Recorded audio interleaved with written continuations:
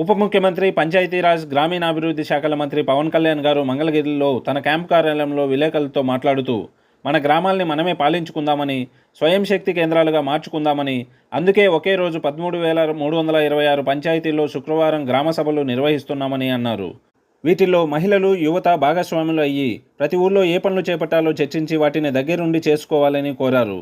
జాతీయ గ్రామీణ ఉపాధి హామీ పథకంలో 2019-23 మధ్య రాష్ట్రానికి 40,579 కోట్లు వస్తే వైసీపీ ప్రభుత్వం ఏం చేసిందో గానీ ఆ ఫలితాలు కనిపించట్లేదని, ఉపాధి పనులు, ఇతరితర నిధుల ఖర్చులపై సోషల్ ఆడిట్ సరిగా జరగలేదని, సోషల్ ఆడిట్పై మరో పర్యవేక్షణ ఉండాల్సిన పరిస్థితులు కనిపిస్తున్నాయని, సోషల్ ఆడిట్ విభాగాన్ని ఒక నిజాయితీ పడైన పోలీసు ఉన్నతాధికారికి అప్పగించాలనుకుంటున్నామని అన్నారు.